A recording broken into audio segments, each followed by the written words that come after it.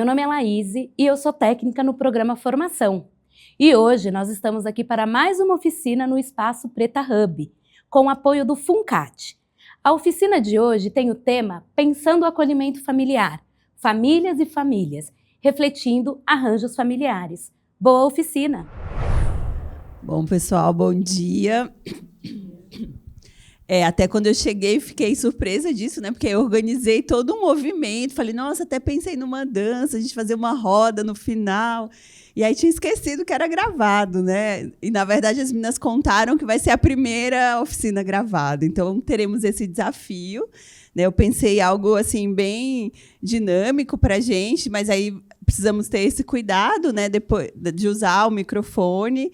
Então, primeiro, eu quero dizer da alegria de estar aqui, agradecer ao Instituto Fazendo História, a Laís e a Thaís pelo convite. Laís e Thaís. Eu fiz o inverso, não foi? Thaís e Laís. Pelo convite, pela possibilidade de estar aqui, dialogar com vocês, inclusive numa manhã tão fria de sexta-feira, né? Eu falei, gente, será que o pessoal vai sair de casa hoje nesse friozinho? Mas que bom que vocês vieram, que estão aqui, né? Que estão disponíveis para a gente trocar, para a gente poder dialogar. Então, no título, né, estava ali essa questão da gente discutir sobre famílias e famílias, refletindo sobre os arranjos familiares. E aí eu propus um outro título, né? Pode passar, Laís. Nessa perspectiva, né, mas a gente poder pensar sobre essas famílias de origem, né, das crianças e adolescentes em acolhimento, pelo direito de ser, de ter, e de existir e de resistir. Então, é um pouco a partir desse lugar que a gente vai falar. Eu vou... pode passar? Então, eu sempre gosto, quando eu participo de oficinas, de momentos de formação, um pouco de demarcar quais são os meus pontos de chegada. Um pouco dizer de onde eu parto, de que tipo de formação que eu acredito, de como é que eu penso que a gente pode construir as aprendizagens. Então, por mais que eu esteja aqui hoje, e eu tenho responsabilidade sobre a minha fala, sobre as minhas escolhas, sobre os caminhos que eu escolhi percorrer, tem um direcionamento ético-político na minha fala, então não há neutralidade, há intencionalidade. Eu tenho essa função de trazer pontos disparadores, né? Então, eu não me sinto como a detentora do conhecimento, do saber absoluto, e vocês aí só como sujeitos que estão recebendo esse conhecimento. Não, eu acredito no processo de formação nessa horizontalidade. E aí eu gosto muito dessa música do Arnaldo Antunes, né, cantada pelo Arnaldo Antunes, que ele diz, né, seu olhar é seu olhar me olha e seu olhar melhora o meu. Então, quanto que, quando a gente se dispõe a estar em roda, a compartilhar os nossos saberes, a, inclusive, às vezes você tem uma perspectiva, você parte de um lugar, mas quando você se dispõe a ouvir o outro, né, a olhar, às vezes são perspectivas diferentes, a gente pode também aprender, né, intercambiando esses olhares. Então, se sintam à vontade, né, não tem pergunta errada, não tem colocação boba.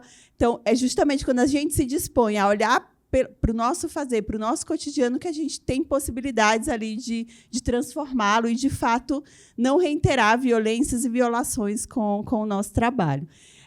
E aí eu lembro muito da professora de Cicoga, que ela sempre dizia desse desafio que a gente tem de fazer falas com sentido.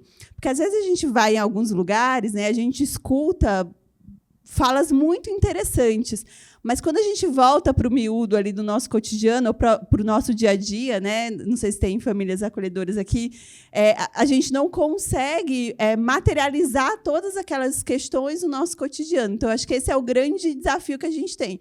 Como é que, lá no miúdo do meu cotidiano, diante das minhas questões, eu posso materializar aquelas reflexões que a gente vai fazer aqui. E aí não dá para ser, né, algumas questões que a gente vai trazer, uma adesão formal. Então, vocês dizem assim, eu vou passar a entender famílias no plural, a reconhecer os diferentes modos de ser família, só por uma adesão. Porque a Graça falou, porque eu ouvi naquele dia em uma das oficinas. Não, porque se a gente faz uma adesão formal às coisas, isso não vai pulsar, não vai fazer sentido no cotidiano. Então, eu posso até, às vezes, ter um discurso, mas aí, no momento que eu estou ali com aquela família, ou na hora que eu estou construindo um documento, um relatório, isso vai escorregar, porque não é algo que de fato faz sentido, né? Que você entendeu, poxa, por que é importante, e a Thaís esteve aqui, né, em outras oficinas, eu usar a desproteção social e não negligência. Se eu não entendo o sentido disso, eu vou continuar, posso até mudar as palavras, não ter negligência no meu relatório, mas toda a outra construção vai estar perpassada por esse viés da negligência e não do reconhecimento da desproteção. Então, você vai estar mais individualizando e responsabilizando unicamente aquela família, mesmo não usando a palavrinha negligência. Tá? Então, esse é um grande desafio. Pode passar, Laís. E aí, de onde eu parto? Né? Eu sempre gosto de trazer a minha territorialidade. Eu estou em São Paulo há 15 anos, já vai fazer 15 anos, cheguei aqui em 2010, mas eu sou uma piauiense, né? Sou nordestina. Minha família de origem está lá, eu faço a minha formação, a minha graduação lá na Universidade Federal do Piauí. Eu gosto de falar sobre isso porque isso também me compõe, né? Então, as minhas vivências, o modo de ser família. Então, sempre quando eu vou falar o jeito de... Às vezes pergunta, Graça, mas quais são as comidas típicas? Aí eu tenho que falar as comidas típicas da minha casa, né? Da minha família. Como é o baião de dois da minha casa, a Marisabel, que pode ser diferente da Adriana, né? Então, como é que a gente vai reconhecendo essas singularidades de pertencer, né, a esse território, do que é ser família, dos cuidados, da circulação na casa de vó. Inclusive, tem uma das falas de uma das participantes da minha pesquisa, que ela fala do capitão, que é a Maia, né? Ela estava visitando, no momento de convívio com o filho dela, o Abel, que estava em situação de acolhimento. E aí há todo um questionamento sobre esse lugar do cuidado da Maia. E um dos questionamentos apontados é que ela queria dar arroz e feijão para o Noé. E aí ela fazia o capitão. Vocês sabem o que é capitão? Que é o bolinho, né? Que você amassa o arroz e o feijão. E aí isso era entendido como um não cuidado, um não afeto ali de Maia. Como assim? Uma criança, né, de 2 anos e ela querer ofertar esse tipo de alimento? Não, então isso não tem afeto, não tem vínculo. E quando eu vou lembrar da minha própria história, né, isso era uma memória muito afetiva, que a minha avó fazia isso comigo. Assim. Então, quando a gente sentava ali, ela poder fazer esse bolinho e essa comida. Né? Então, a gente vai falar sobre isso hoje. A importância da gente estranhar também os nossos próprios valores, as nossas próprias referências, para a gente não imputar isso como verdade para o outro. Então, não é porque a Maia ela tem um jeito diferente, né, de pensar o alimento, o cuidado com o filho, que isso quer dizer não cuidado ou afeto. Mas o quanto que, às vezes, esses jeitos diferentes eles são interpretados como não vinculação, não cuidado. Né? E aí a gente precisa estar atento a isso para não imputar essas verdades. Por quê? Porque na hora que eu coloco isso num relatório, e isso compõe um processo judicial, isso constrói uma verdade sobre a Maia. Né? Isso, inclusive, pode definir os destinos ali e a possibilidade dela permanecer ou não com esse filho dela. Né? Então, são questões que a gente precisa estar muito atento. E aí, vocês foram vendo ali, eu sou piauiense, fiz mestrado e doutorado, as meninas colocaram. Hoje, eu estou há 11 anos no Tribunal de Justiça de São Paulo, numa comarca do interior, Vargem Grande Paulista, né? Fica ali na região de Cotia, São Roque.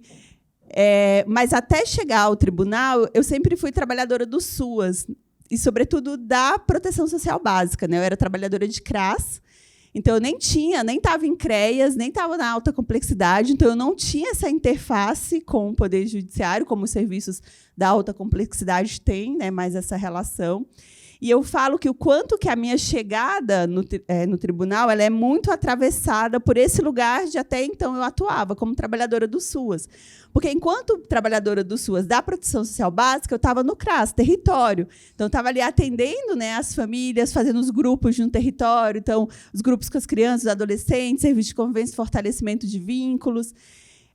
E no acompanhamento dessas famílias. E aí, quando eu chego no Poder Judiciário, você tem muito uma perspectiva, que é esse desafio constante de como a gente sair desse lugar de não apenas constatar as desproteções que as famílias vivem, né? Porque a centralidade do nosso lugar embora não seja a única, mas é algo que está posto ali de forma muito central, que é a produção de documentos, né, laudos, relatórios e pareceres sobre essas famílias, né, sobretudo para subsidiar decisões judiciais. Então, eu não tenho o acompanhamento dessas famílias. Eu muitas vezes tenho momentos com ela. No momento que eu produzo o meu documento, às vezes eu nem sei qual foi o desfecho ali que a situação ela teve. E aí eu me perguntava muito, enquanto trabalhadora do SUAS que era, e aí eu chego nesse lugar, e quando eu recebo os processos de medida protetiva, que é quando foram determinados ali o afastamento de crianças e adolescentes das suas famílias, embora, né, o Estatuto da Criança e do Adolescente ele fale tanto no acolhimento familiar quanto no institucional, a gente sabe que o acolhimento familiar ainda é um desafio. A gente tem a maior parte das crianças e adolescentes que são afastadas das suas famílias de origem em acolhimento institucional, e ainda tem um desafio, porque as famílias acolhedoras, prioritariamente, você tem ali um perfil de criança desejada nesses serviços, né, que é ali na primeira infância, de 0 a 6 anos. Inclusive, tem todo um movimento de refletir como é que, então, pode-se pensar famílias acolhedoras para crianças maiores, para adolescentes, mas ainda é um desafio, inclusive, de enfrentar vários estereótipos e estigmas que tem em relação a isso. E aí eu me perguntava quais foram os caminhos percorridos por essas famílias antes que suas vidas fossem judicializadas. E, de fato, o acolhimento ele tinha sido a última medida? E se essas famílias elas acessassem, elas cumprissem todos os requisitos que fossem determinados, se elas tivessem todos os amparos e suportes, isso seria suficiente para elas terem os seus filhos de volta? Ou existem outras mediações, outros mecanismos que influenciam? E aí eu fui percebendo, né, por isso que tem essa, eu chamo de produção sociojurídica de famílias incapazes, que algumas famílias, mesmo aquelas que cumpriam todos os requisitos, todas as exigências, mesmo assim não era suficiente. E aí, o quanto que a mediação dos profissionais, né, tanto de quem vai avaliar essas famílias, é um aspecto muito importante, né? Então, a depender desse profissional que vai fazer essa avaliação, de como isso é construído, pode ter sido ou não suficiente todos os esforços, né, que essa família fez. E uma outra mediação que apareceu de forma muito presente foi a mediação da adoção, porque ficou muito nítido, e a Nega me pergunta isso, né, que é uma das participantes da pesquisa, por que ela serve para ser mãe da filha de 15 e ela não serve para ser mãe da filha de 5? E aí eu fui vendo o quanto que, a depender das possibilidades concretas, né, dessa criança ser encaminhada para adoção, então esse limite do tempo, do prazo corre e tal, os níveis de exigências e as formas como a gente vai avaliando essas famílias, eles vão tendo uma régua maior ou menor, a depender dessa possibilidade concreta da adoção. Então, refletindo sobre tudo isso, são essas minhas inquietações que me levam, né, à academia para poder estudar e pensar, então, sobre as famílias, sobre destituição do poder familiar, sobre direito à convivência familiar e comunitária.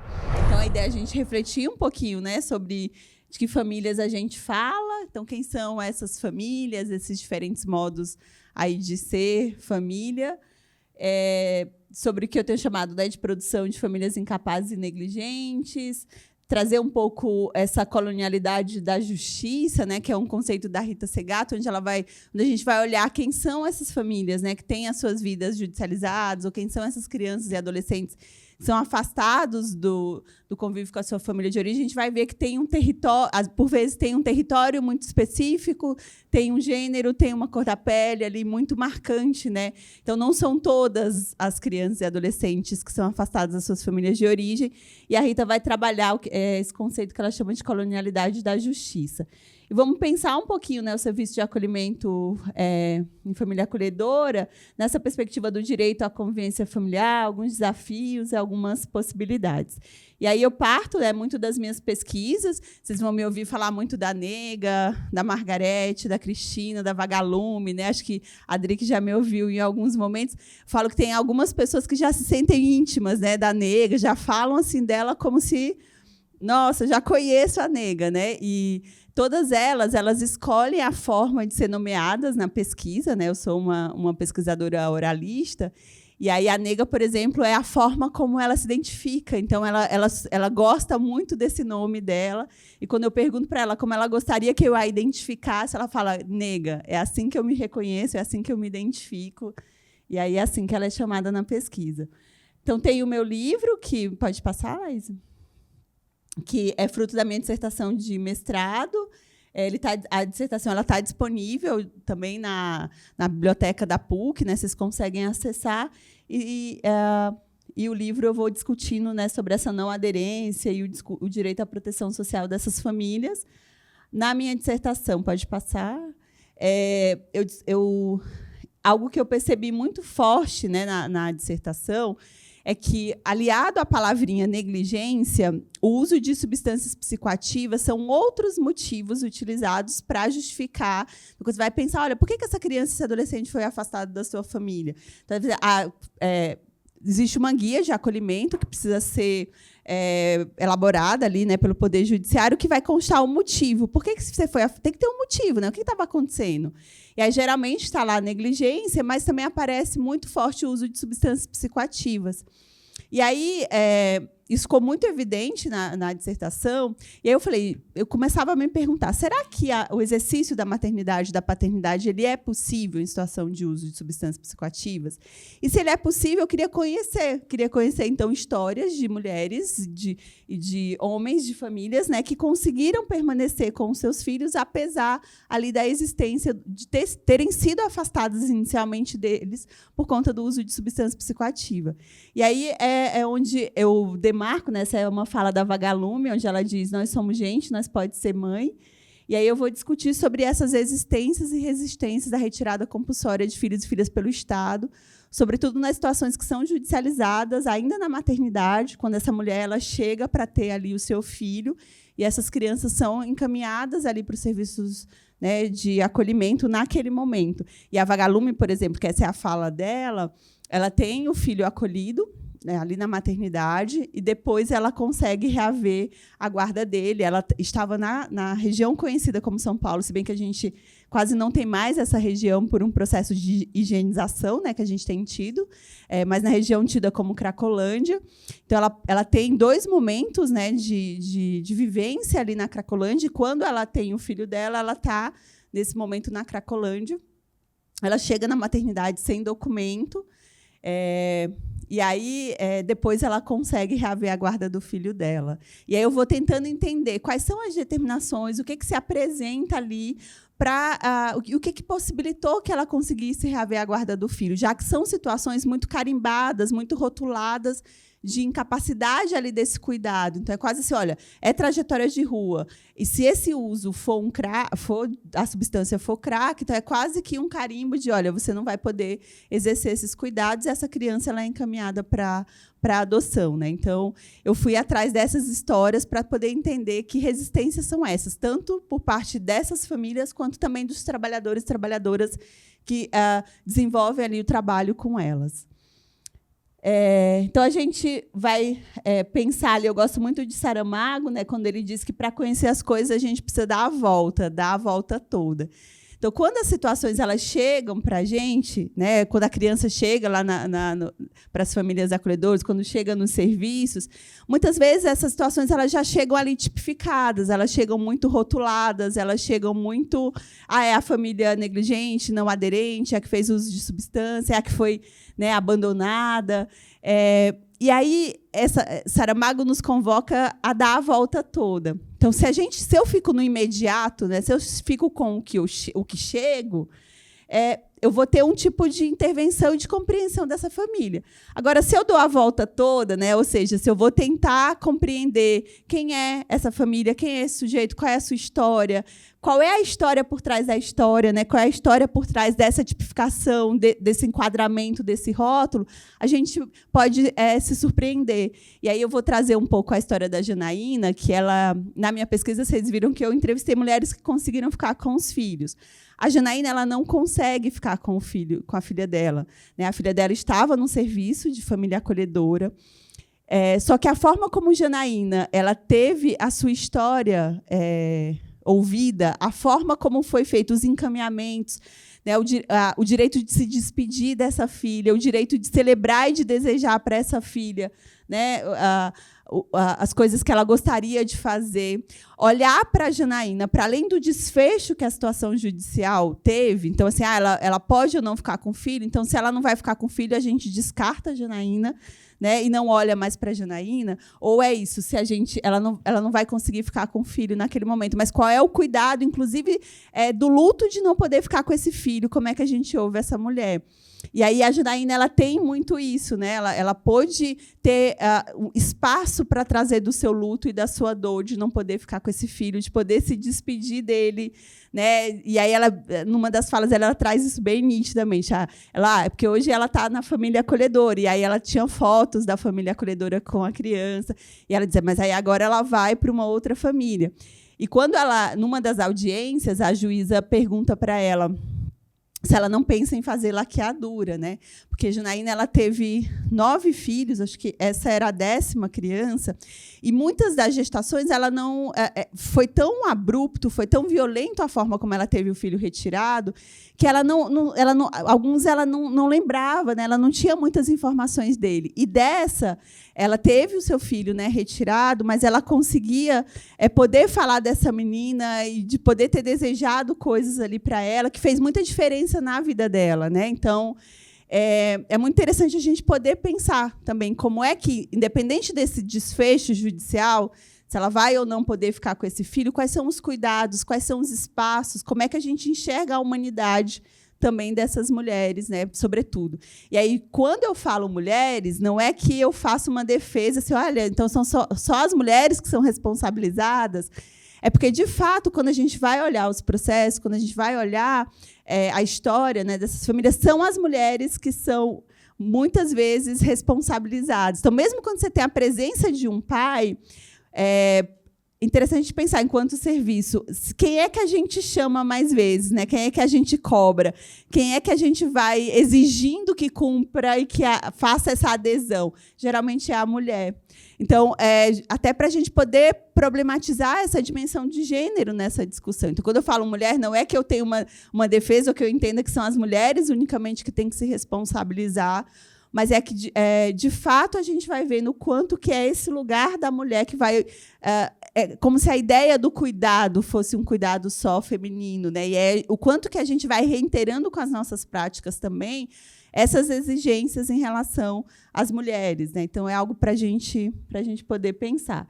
E aí, porque a gente também sente...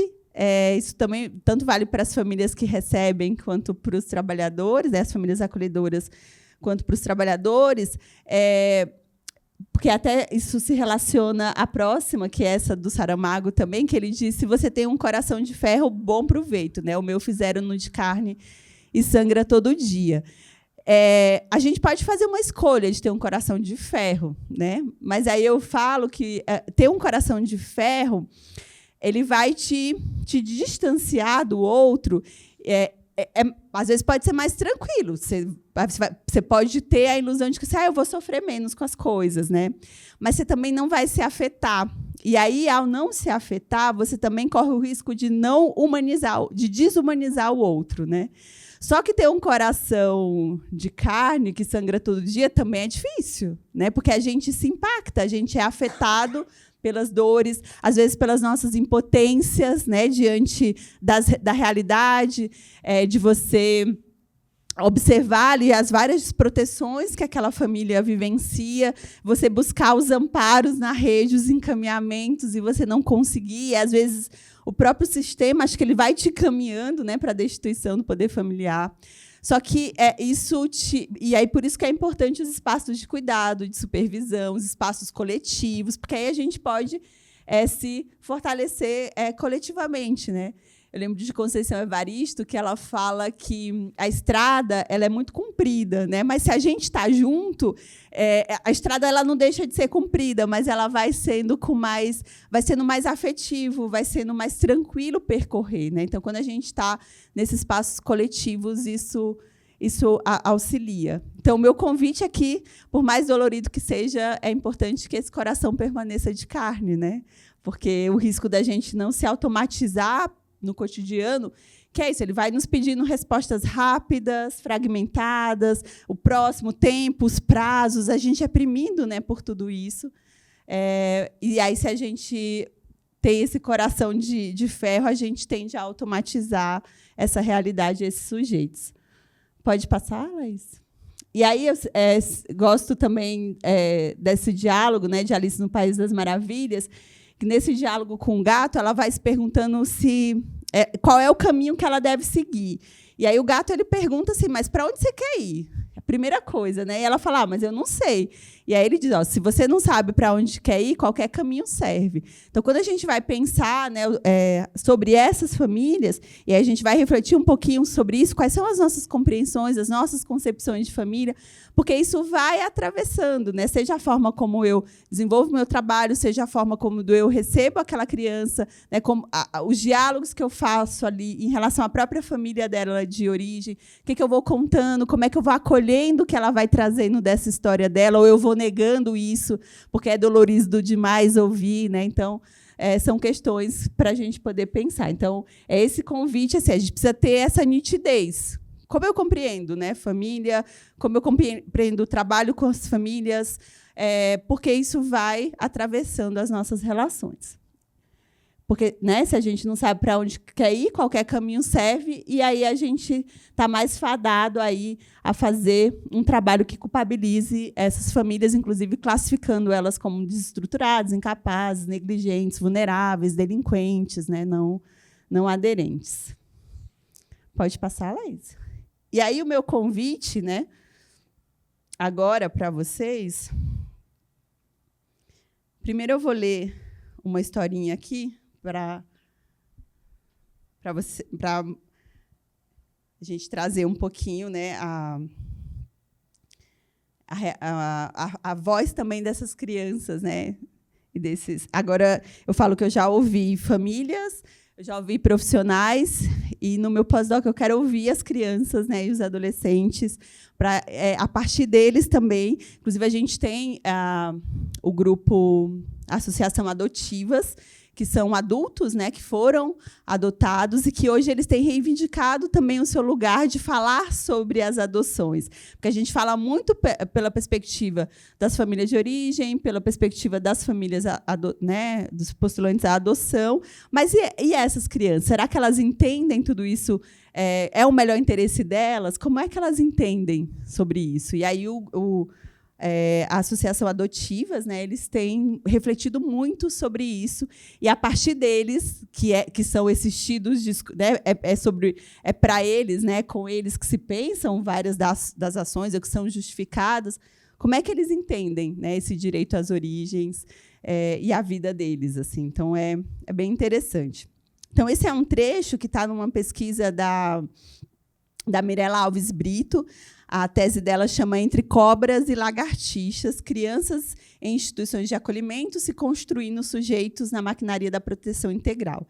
E esse é um diálogo que ela tem, né, com o Luiz Felipe e com as outras crianças que estão ali no Cycle.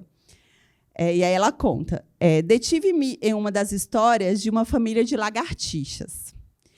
Era uma grande novidade. Eu, que sempre via lagartixas andando solitárias pelas paredes. E me chamava a atenção a ideia de contarem que era uma família que morava dentro do abrigo à noite.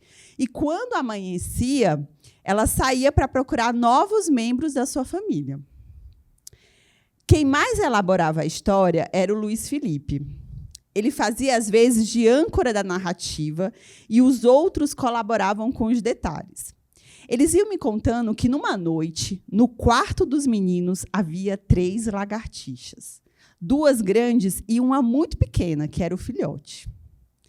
Eles não atribuíram gênero às lagartixas, até que a Violeta disse que, no quarto das meninas, também viram 2 lagartixas e que elas eram da mesma família do quarto dos meninos.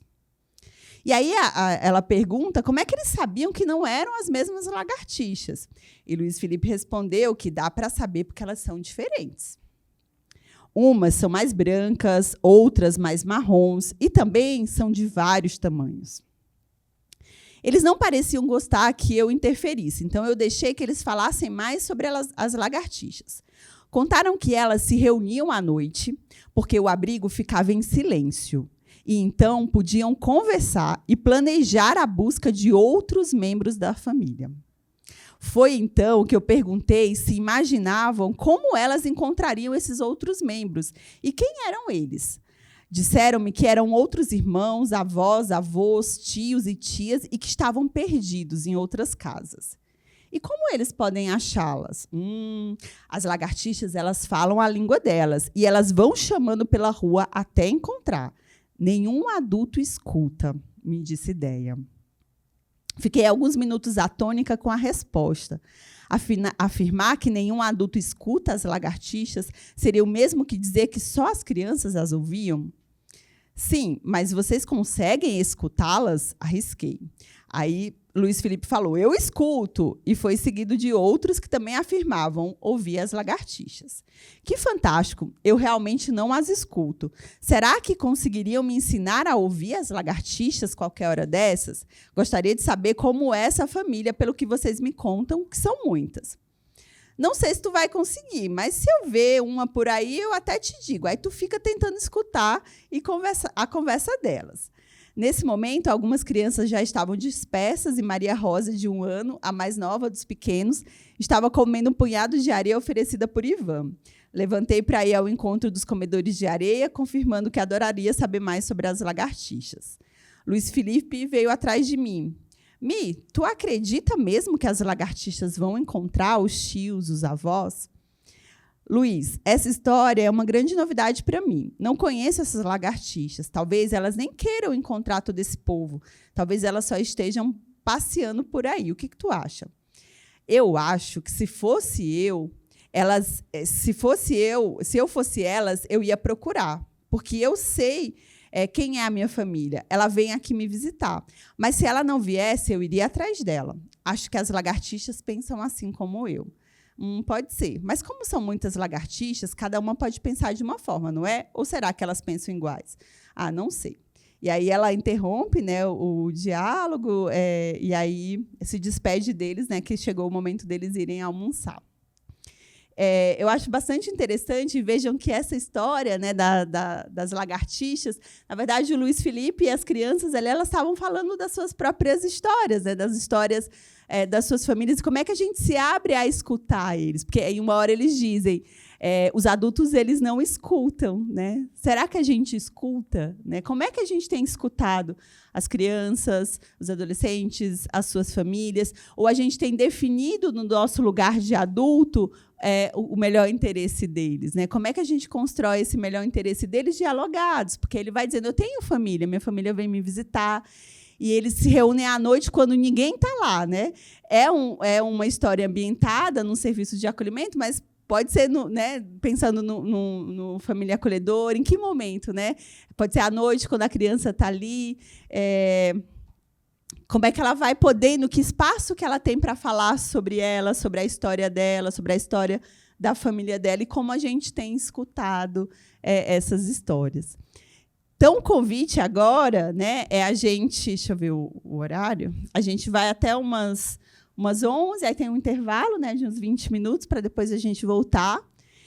É pensar um pouco quem sou eu, né, na relação com as famílias de origem das crianças, qual é o meu lugar, como é que eu vejo, né, essas famílias. E o desafio é a gente fazer isso não por escrito, não com palavras. A gente vai fazer de formas gráficas. Então, aqui tem alguns materiais.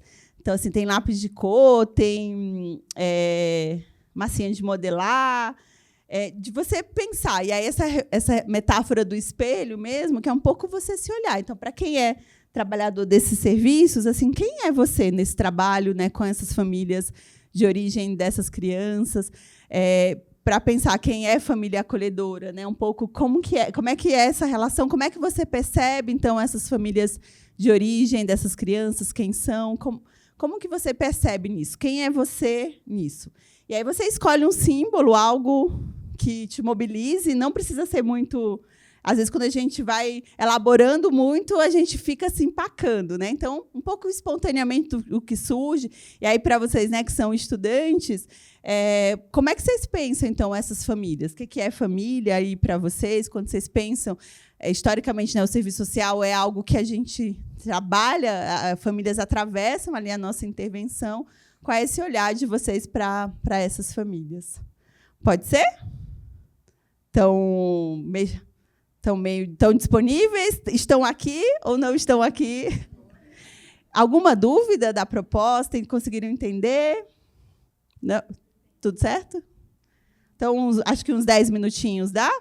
Para quem for usar a massinha, uma dica, dá para usar a tela, a folha como se fosse uma tela. Então, você pode, a não ser que você queira fazer uma escultura, algo que seja em pé, mas se for algo deitado, você pode montar aqui na folha, que fica mais fácil até de você conseguir manusear. Podem vir aqui pegar os materiais. Uns 10 minutinhos, tá bom?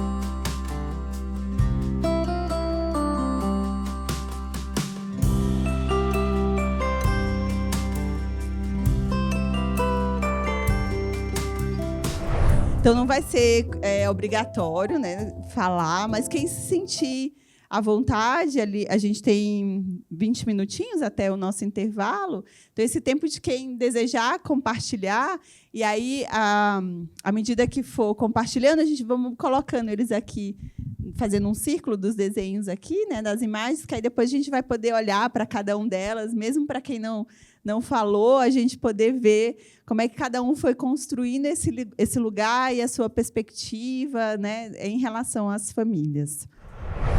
Vou pedir para que vocês coloquem, a gente poder, antes de sair, olhar para todas né, os trabalhos que vocês fizeram. E aí, quando a gente voltar, se alguém ainda quiser falar, a gente conversa sobre isso. Como a Ana disse, são muitas questões mobilizadas, né, Ana? E eu sempre sugiro que a gente faça de uma forma gráfica, de uma forma, né, usando aí a nossa criatividade, porque a gente acaba nos possibilitando a olhar mesmo para si, olhar, refletir sobre esse nosso fazer cotidiano, e sai coisas muito, muito lindas, né, muito, muito importantes. Então, quero agradecer a disponibilidade de vocês, e foi muito interessante de ir ouvindo, né, cada um. Quando a gente vai discutir sobre famílias, e aí vejam que eu sempre uso famílias no plural, porque são famílias mesmo. E é uma discussão que sempre vai nos atravessar, porque nós somos família, nós temos famílias, e aí como a partir deste nosso lugar, olhar a família, um jeito de ser família do outro, né? E como, que lente é essa que a gente vai utilizando, né? Como a Adriana colocou, esse tijolo, a depender dessa lente, de como eu me relaciono aí com essa família, eu posso ser um tijolo que auxilia no amparo e na sustentação, mas eu posso ser um tijolo, né, que desmorona, como a Adriana colocou, essa sustentação. Então, assim, a depender das nossas intervenções, de como a gente escuta, porque aí quando... não é Patrícia é você. Quando a Natália traz, né, mesmo a Vilma, só foi possível enxergar esse outro jeito de ser dessa mulher, porque havia uma disponibilidade para isso. Porque se a gente fica com o imediato, a tua intervenção, teu encaminhamento, teu olhar, né, de julgamento, porque a gente muito facilmente, a gente cai na armadilha quando a gente fala, né, sobre famílias, quando a gente atende famílias, é muito fácil a gente cair numa armadilha moralista, muito moral negativa, julgadora, criminalizatória. Então, não é o meu jeito de ser família, não é o jeito que eu fui criado na minha família, então não é um jeito bacana. Então, a gente precisa ter muito esse cuidado para, de fato, fazer esse convite da volta toda, né? Porque, sobretudo, quando são pessoas que vivenciam a violência desde muito cedo nas suas vidas, elas tendem a naturalizar e automatizar isso como um jeito de ser. Então, às vezes, elas são tão violentadas que elas não conseguem perceber que o que elas vivem é uma violência e, às vezes, nem o que ela faz com o outro é uma violência, porque ela foi sendo atravessada por isso a vida inteira. Então, a partir do momento que a gente se disponibiliza para escutar, e aí é uma escuta que precisa... não é uma escuta romanceada, não é uma escuta idealizada, é uma escuta concreta, é uma escuta ali ancorada nesse chão de vivência dessa pessoa que está ali, né? Isso é que é dar a volta toda. Então, é a partir dela, da realidade dela, de como é que eu abro esse espaço, né, para escutar. Inclusive, que às vezes ali você vai sentindo raiva, né? Você vai sentindo, poxa, mas como que isso aconteceu? Então, como é que a gente discrimina isso para não apontar e não julgar essa mulher, né? Fiquei pensando no que você traz, né, Natália? Até quando você diz, poxa, ela chegou, será que ela... Ai, o que será que houve? Aí você respira, assim. E aí, não, ela vem trazer da dor dela, né? Inclusive, assim, das chaves, né? Do que ela foi aprendendo sobre ela e sobre a relação dela com o filho dela, a partir desse espaço de escuta que ela teve. E a gente não conta a nossa história se a gente não tiver vínculo. Né? Então, às vezes, a gente espera que, porque eu estou ali sentada, do meu ponto de vista, eu estou ali aberta a ouvir, que a pessoa vai chegar e vai dizer tudo da vida dela. Não, assim, precisa ter pertencimento, precisa ter vínculo. Né? As pessoas, elas sabem dizer, e a gente sabe perguntar. Né? Às vezes, a gente faz perguntas que mais fazem com que elas não tragam ali essas histórias, que mais violentam do que, de fato, são espaços de acolhimento assim, para elas. Né? Então, até conversando, quando vocês estavam fazendo a atividade, eu lembro que uma de vocês trouxe que nenhuma história nunca é a história. Né? Então, assim, o quanto que é isso? Às vezes, e aí é interessante pensar, por que nenhuma história nunca é a história? O que acontece nesse caminho que as histórias elas vão se perdendo? Esse ponto que vai sendo acrescentado, inclusive esse ponto que vai sendo omitido, silenciado, aumentado. Né? Histórias que vão sendo contadas que não são verdades, mas que se constroem como verdades porque vão circulando nos espaços. Então, é interessante pensar isso, que às vezes a gente vai naturalizar. Ah, não, mesmo, uma história nunca é história. Eu fiquei pensando nisso, nossa, mas por que nunca a história é a história? Né? Sempre a gente vai precisar ouvir esse outro, e esses outros que ouviram esses sujeitos, né? Que histórias ali foram contando sobre eles? Não houve espaço para escuta? Foi mais a partir do meu lugar, dos meus a priores? Né? São coisas para a gente pensar. Então, o convite de vocês colocarem, né, aqui as esculturas, os desenhos de vocês, e a gente poder olhar e... Vamos, 20 minutos, né, meninas? Cafezinho, uma comidinha ali, o banheiro...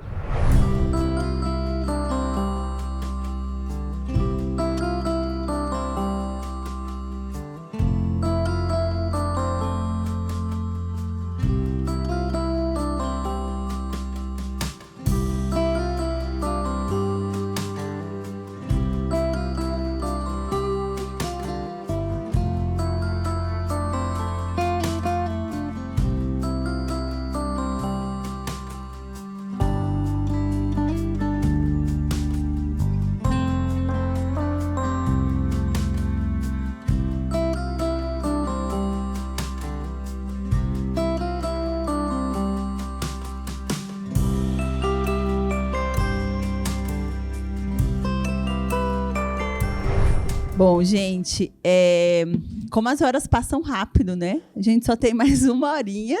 Aí eu sempre falo, a gente pensa sempre tantas estratégias, tantas coisas, mas as horas vão passando. Então, a minha proposta é a gente refletir um pouquinho sobre de que família se fala, então a gente olhar para esses arranjos familiares, esses modos de ser família. E aí depois abrir para vocês poderem trazer questões, a gente poder conversar um pouquinho, né, fazer essa troca, esses intercâmbios aí de olhares, tá bom? Antes de entrar nesse debate, né, nessa reflexão mais conceitual aí de famílias, eu quero trazer a fala da Janaína, né? Então, a Janaína é aquela mulher que eu contei para vocês que ela não consegue. Ela tem a filha dela acolhida num programa de família acolhedora, num serviço de família acolhedora, e ela não consegue permanecer com seu filho, e ela tem ali, mas todo esse cuidado, essa escuta com essa história, né, dela. E aí tem dois trechos, né, duas falas dela que eu acho bem interessante, e vou trazer aqui para vocês. E aí, essa primeira cena é o momento da audiência, em que ela vai contando um pouquinho como é que ela se sentiu ali. E ela diz, e ela ainda perguntou para mim, e você já pensou em operar? Essa juíza perguntou para mim. E eu falei assim, já, moça, mas eu sozinha, eu não tenho como correr para estar operando. Aí ela falou para mim, porque fica ruim, né, Janaína? Porque você arruma, não fica com você. A juíza falou, uma mocinha nova, educada, ela me deu bastante atenção, e é juíza. Ela falou para mim, você não pensa em operar para não ter mais filhos? Eu falei, eu penso, mas... Aí eu falei para ela, eu penso em operar para não ter mais filho, porque quem sofre é eu e eles. Porque eu fico sem eles, e mais eles também ficam no abrigo esperando ser adotado. Quando não é no abrigo, fica numa casa de família acolhedora. Essa minha, ela foi para a casa da família acolhedora, bebezinha, recém-nascida ainda, ela vai fazer 7 meses. Olha o tempo que ela já está lá nessa casa. Saindo de lá, ela vai ser adotada. Complicado, filha. E eu não posso fazer nada para ajudar ela. Eu não posso. Por quê? Sem uma casa, na rua, sem ter para onde ir. Eu estou no centro de acolhida. Hoje eu vou ser encaminhada para outro canto, só Deus sabe. E se esse centro de acolhida vai ser aqui perto, ou se vai ser no outro canto, ou se vai ser lá para o outro lado de Santo Amaro, só Deus sabe. Coloca o terceiro, Laís, por favor. Aí esse outro trecho, que é o momento, né, que ela pode se despedir da filha, ela fala assim, mas ela falou para mim, faz um pedido. Ela estava fazendo aniversário, e aí ela comemora, né, o aniversário no serviço de acolhimento, ali no espaço que era utilizado quando as famílias, né, acolhedoras levam, desse encontro das famílias de origem com as crianças. E aí elas fizeram a celebração do aniversário, né, da Janaína. E aí falaram, faz um pedido antes de apagar a velhinha, como se eu fosse uma criancinha, queria que eu apagasse a velhinha, cantando parabéns para mim. Então, isso para ela era tanto, né, não era algo habitual da vida dela, que era estranho ter alguma referência, né, de afeto ali. Não, meninas, não precisa de tudo isso, não, eu sou simples. A minha menininha estava no carrinho, foi o meu maior presente. E eu estar com ela bem no dia do meu aniversário, porque a juíza abriu uma exceção por causa do meu aniversário. Eu pedi assim, pedi muita saúde para mim, essas coisas, que eu não consiga engravidar mais e pronto. Esses pedidos aí. E eu me despedi dela. Eu vi ela dia 9 de abril, desejei bastante boa sorte para ela. Eu falei para ela, boa sorte no seu novo lar, filha, porque você vai ser adotada pelos outros casais, que eles cuidam bem de você, que eles tenham paciência com você, igualzinho essa família acolhedora está tendo. Fiquei bastante com ela, troquei fralda, dei mamadeira, ela estava bastante enjoadinha no meu colo. Eu dei bastante beijinho nela, dei um abraço nela. A visita foi um pouco rápida, mas deu para aproveitar um pouco. No meu aniversário, não. Eu passei a tarde toda com ela, a tarde toda. Tinha chegado lá por volta de 2 horas, eu fiquei até 5 horas da tarde, no meu aniversário. Então, assim, os 2 relatos, né, da Janaína, eles vão contando de várias questões, né? Inclusive, quando ela diz que ela é uma mulher simples, e quando ela está ali naquele meio da audiência, porque ela fala assim, nossa, a juíza me tratou bem. Então, olha até esse estranhamento, né? Ela tem esse direito, né, de ser tratada bem, mas ela é estranha. Nossa, e ela era até juíza, tá vendo? E ela me tratou bem, ela teve paciência comigo. Quando isso diz, talvez, de tantas violências, né, e violações que Janaína vivencia, né, porque nem sempre ela tem esse espaço, e é estranhado quando um outro a trata bem. né, você vê que ela teve esse espaço de escuta, ela vai contando, inclusive, assim, às vezes as visitas são rápidas, né? Eu queria ficar mais tempo com a criança, mas no meu aniversário eu pude poder ficar mais tempo com ela, desejar as coisas. Então, ela sabia que ela, inclusive, era muito doído para ela. Quando ela traz essa questão, eu pedi para não ter mais filhos, porque para ela era muito difícil não ter mais filhos e não poder ficar com ele. Então, a cada nova maternidade, era quase que uma... E essa retirada desse filho era quase que uma confirmação da incapacidade dela de ser mãe. Então, era muito doído assim, para ela esse lugar. Então, ela desejava não ter mais filhos, porque ela reconhecia, olha, Graça, eu não tenho casa, eu não tenho um espaço. Como vai ser eu cuidar de um bebê na rua? Então, ela dizia que a criança estaria exposta a algumas desproteções que ela não teria como, de fato, né, ofertar esse ambiente protetivo que, para ela, né, as condições que para ela eram adequadas, assim, ideais para poder cuidar desse filho. Mas ela poder ali, né, contar, se despedir, esse direito à própria história, né, dessa criança, como é que a gente vai reconhecendo esses diferentes modos de ser família, né, essas diferentes possibilidades de ser família. E aí, quando a gente olha... Pode passar, Laís. Deixa eu olhar aqui meu tempo. Aqui a gente não vai entrar, né, que, quando eu fiz a primeira atividade, vocês já foram trazendo um pouco isso, mas era muito essa provocação de ir pensando. Quando é que a gente fala? Inclusive, eu lembro de Gláucia, né, quando foi falar, ela trouxe isso. Porque a gente eu vou partir da minha própria família. Então, às vezes, a gente parte sempre da nossa própria família, né, das nossas próprias referências, e é aquele desafio que eu trouxe. Como é que a gente estranha isso? Né? E estranhar é nesse sentido de poder... Opa, peraí. Então, ok, a minha vivência de família é como eu entendo, como eu fui criada, como eu me senti amada, mas o jeito da Natália é um jeito diferente, o jeito da Ana é diferente. Né? Então, assim, como é reconhecer esses diferentes jeitos de ser família? A gente conversava ali no intervalo, né, com as meninas que são família acolhedora, e elas falavam desse desafio. Então, o jeito de cuidar, o jeito de alimentar. E quando você chega naquele momento, né, que você, quanto família acolhedora, leva a criança para a família de origem ali dela, como é não se atravessar nesse meio, né? Não... permitir que essa família de origem ela possa ser família de origem a partir do lugar dela. Que, às vezes, vai ser um jeito diferente, né, de alimentar, um jeito diferente de colocar no colo. Né?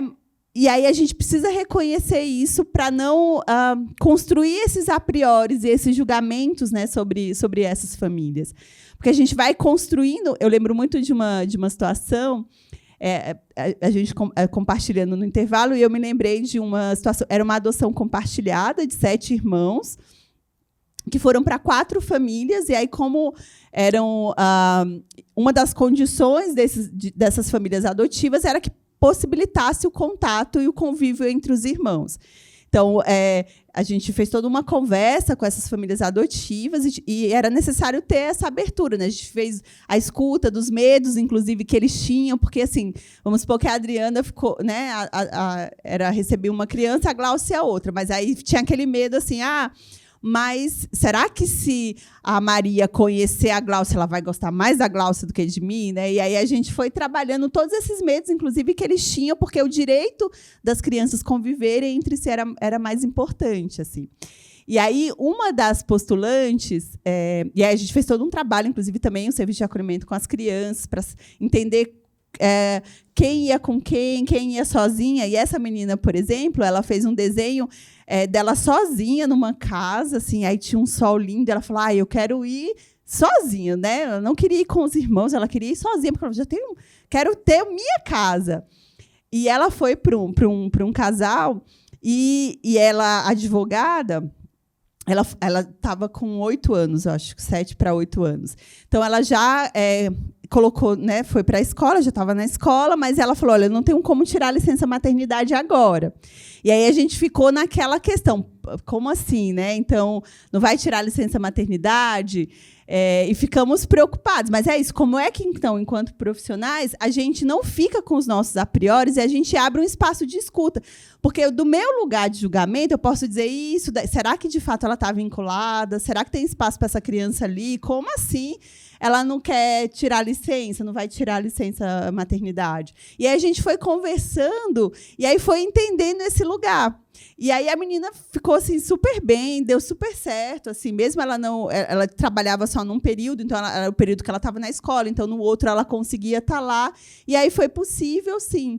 Então, quando eu falo desses estranhamentos, é a gente poder estranhar esses nossos a priori, porque a gente tem as imagens fixas, né? Então, do que é ser família, da nossa própria experiência de família. E aí, se a gente não estranha esses valores, se a gente vai imputar isso como verdade para o outro. E aí é onde as questões realmente tendem a ser moralizantes, criminalizadoras, fiscalizatórias, né? Então, aqui era mais essa conversa. Aqui eu optei, ao invés de trazer... Hoje, inclusive, a gente tem, né, a inteligência artificial, você consegue gerar várias imagens, mas eu quis trazer não imagens de figuras, assim, imagens humanas, de famílias. Assim.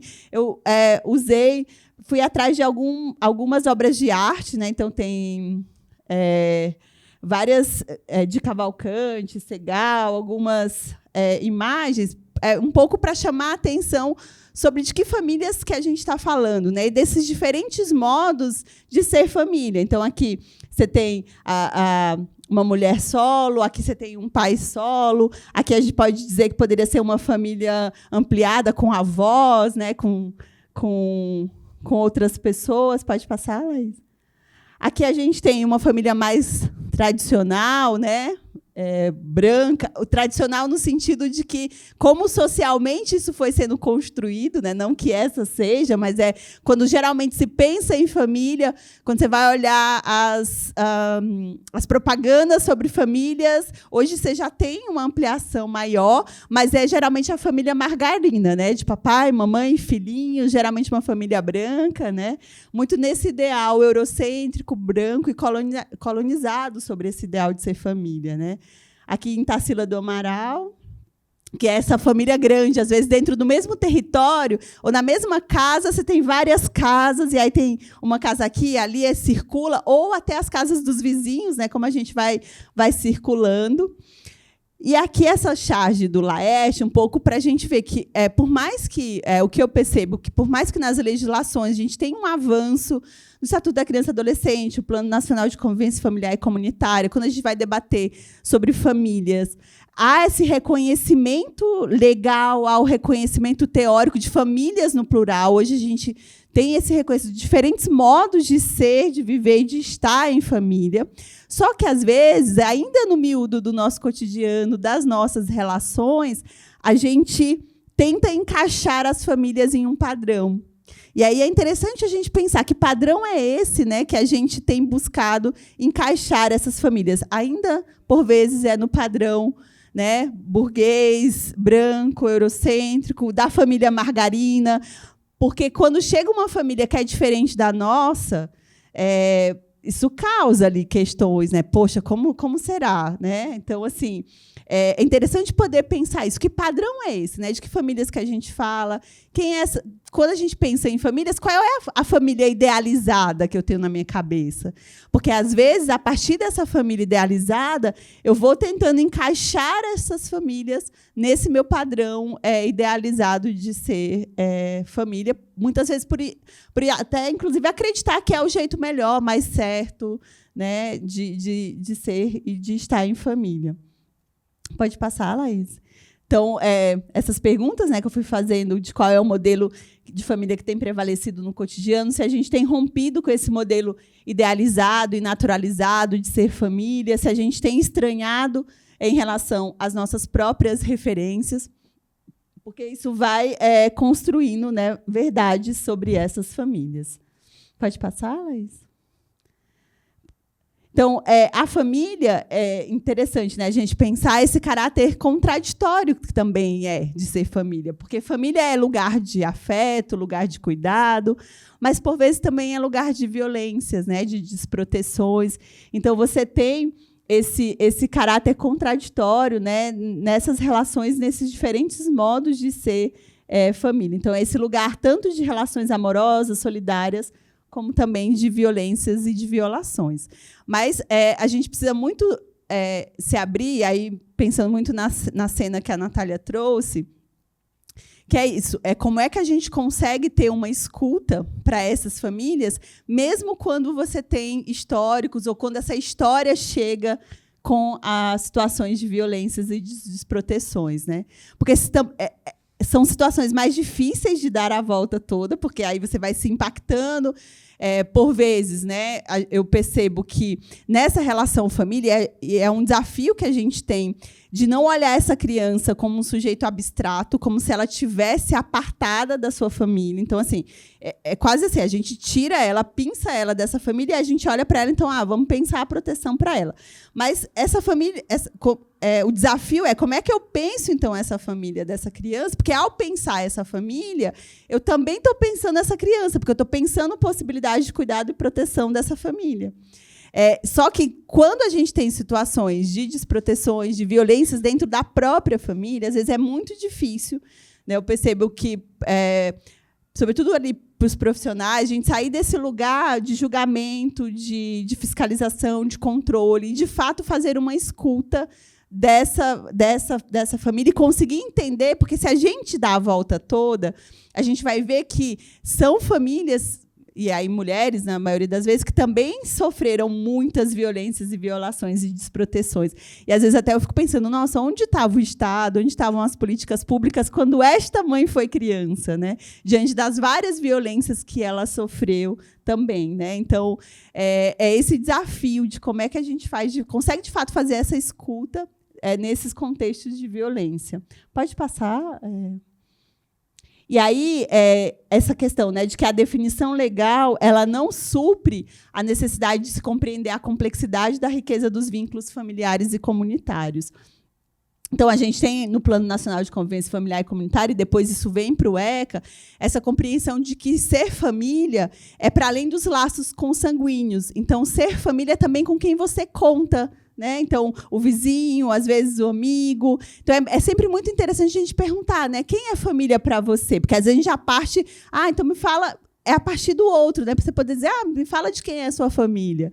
Às vezes, se você pede para uma criança desenhar, ela vai desenhar um monte... Vai desenhar a madrinha, o vizinho, desenha o cachorro, o periquito. Esses dias atendi uma criança que ela tem um hamster, ela tem cachorro, ela tem tartaruga, ela tem coelho. Eu falei, nossa, ela tem quase um zoológico inteiro assim, na casa dela. E ela foi falando dela a partir dos bichos que ela tem, assim. Então, família é para além da consanguinidade. Então, as legislações, hoje, elas reconhecem as vinculações afetivas, de pertencimento. Então, a gente também precisa ter ampliado essa concepção. Famílias como rede de vínculos e não apenas como domicílio. Então, essa ideia de que família não é só quem mora no mesmo lugar, né? Então, minhas relações, são os meus vínculos. É para além de onde eu moro, da minha casa, das estruturas físicas, né? E tem um estudo da Cíntia Sartre que ela vai dizer que as famílias pobres elas se organizam em redes, não em núcleos. Que também é interessante a gente poder pensar essas formas de organização. Então, quando a gente fala, por exemplo, das comunidades indígenas, quilombolas, como é que é essa concepção de ser família nesses espaços, nesses territórios, que há, inclusive, a questão da circulação da criança. Então, as outras pessoas da comunidade, elas também interferem ali nos cuidados. Esse cuidado ele não é só do pai e da mãe, né, ali biológico. Então, as pessoas da comunidade também são partes. Tem até um estudo da Márcia Eurico que ela vai falando, ela traz as situações das comunidades africanas, e ela vai dizendo que, inclusive, em África, você não tem essa figura do primo, porque todo mundo ou é irmão, ou é pai, né? Então, você não tem... Porque é esse cuidado circular, né? Comunitário, né? Então, quando a Cíntia traz um pouco essa concepção do em rede, pode passar, Laís, é muito nessa perspectiva. Então, ela vai propondo uma leitura crítica sobre esses modelos tradicionais de família, especialmente esse que é centrado nesse núcleo conjugal, né, de pai, de mãe, de filhos, que muitas vezes não vai corresponder à realidade das famílias que a gente atende. E aí ela vai observando que, nessas camadas mais populares, a sobrevivência e o cuidado ela não se dá apenas dentro desse núcleo fechado, mas sim por meio de redes ampliadas de parentescos, vizinhanças e solidariedade, que é isso. Então, não é só ali da casa, a parede. Então, esse ser família, ele engloba, né, essas relações mais amplas para além ali da consanguinidade. E isso importa a gente pensar justamente porque políticas públicas e decisões judiciais que se baseiam apenas na ideia de família nuclear podem viabilizar essas redes e deslegitimizar essas formas de cuidado. Então, por isso que é importante a gente poder sair daqui hoje provocados. Assim, qual é a concepção de família que eu tenho? Né? Então, não à toa eu trouxe a metáfora do espelho para vocês se olharem. Muito disso. Qual é a concepção de família que eu tenho? Porque a gente precisa ter essa consciência. Porque se eu não paro para observar isso, mesmo que você não tenha consciência, algum tipo de concepção está orientando a sua compreensão. E aí esse que é o grande risco, porque quando eu não tenho consciência de qual é essa lente, que lente é essa que eu estou utilizando? Às vezes pode ser a lente do moralismo, a lente da criminalização, a lente do controle, né, do julgamento moral negativo, né, sobre essas famílias. Então, é muito importante a gente ter essa consciência, porque isso vai atravessar a forma como você vai receber aquela criança, a forma como você vai se abrir para aquela família de origem, quando você chegar lá para levar para esses momentos de convívio, a forma como vocês vão de fato estar abertos e disponíveis para escutar essas histórias, como vocês vão registrar isso nos prontuários, nos relatórios, como vocês vão falar sobre essas famílias nos encontros de rede, né? Porque também a gente conversa ali sobre essas famílias nesse espaço, e tudo isso vai contribuindo para que outros atores possam construir informações sobre essas famílias. Então, quando as meninas falam ali, então, nunca a história que chega é a história de verdade, que é isso, né? Então, mas essa história que é contada, mesmo que não seja a história verdadeira, quando a gente está falando de processos judiciais, ele se transforma numa história verdadeira. E aí, para você desconstruir uma história que não é verdade, dá muito trabalho. Assim. Então, essa história que é contada inicialmente, que chega ali nesse primeiro contato de como essa história chega, né, no judiciário, aquela primeira história, ela vai forjando a verdade no processo, a história no processo. E aí, você chega no meio do caminho, você fala, opa, peraí, mas não é bem assim, tem outras coisas. Para você trazer a verdade mesmo, é muito mais difícil do que a verdade que foi contada inicial. Então, vai exigir muito esforço, muito trabalho, né? E às vezes nem sempre vai mudar, né? Por isso que é muito importante a gente compreender, né, essas concepções de família que vai atravessando a nossa intervenção. Porque isso vai construindo essas histórias. E mesmo não sendo verdade, ela vira uma verdade, né? E vai determinar. Sim. Volta só lá um pouquinho, Laís. Então, no contexto do família acolhedora, compreender essa lógica é essencial para a gente evitar julgamentos morais e reconhecer os vínculos reais que sustentam a vida de crianças e adolescentes. Então, quando eu trouxe a história do Luiz Felipe, foi muito nisso. Assim. Então, ele foi acolhido, então, assim, por uma situação muito provavelmente então, de quem avaliou que ele estava num contexto desprotetivo. E aí a gente vai construindo ali quais são os encaminhamentos ideais assim, né, para essa criança. E ele estava nitidamente dizendo assim, olha, a partir da família de lagartixas, de que ele tinha uma família lá fora, e que, à noite, quando ninguém estava olhando, elas saíam para buscar essa família. Né? Então, assim, também reconhecer quais são esses vínculos reais que sustentam essas crianças. Né? Como é que a gente olha, né, para essas relações que as crianças constroem? Porque, inclusive, quando chega no serviço de acolhimento, às vezes é quase que gera... você entrou e a sua família, né? A história da sua família ela fica de fora. Então, agora você vai ter que... É como se você está sozinho ali, então você é um ser sozinho. Quando eu falei, olha, não é uma criança abstrata, é uma criança que vem de um lugar. Mas parece que quando a gente aparta mesmo, né? Então, a família fica de lá e aqui, agora você aqui, a gente vai construir uma outra história com você, uma outra família. Às vezes, inclusive, no ideal romanceado muito também de adoção, inclusive a adoção como...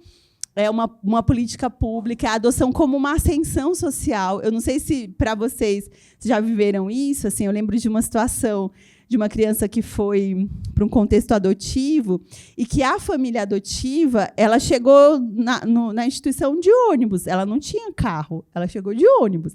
E aí causou um estranhamento no serviço de acolhimento, porque parecia uma família muito... Eles olhavam assim, nossa, mas será que isso vai dar certo? Era uma família muito parecida com as famílias de origem das crianças, né?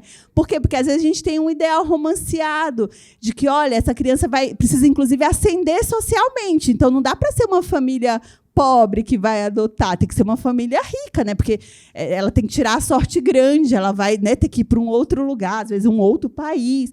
Então, olha quantas verdades, né, a gente vai construindo, imputando a partir do nosso ideal de ser família para essas crianças, né?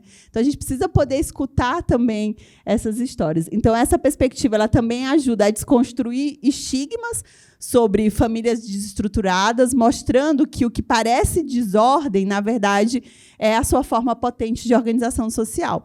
Então, não há famílias desestruturadas, gente. Então, assim, quando eu utilizo isso, se algo é desestruturado, o que é estrutura? Então, se você está dizendo que alguma coisa é desestruturada, você está partindo de um lugar de estrutura. E qual é a sua estrutura?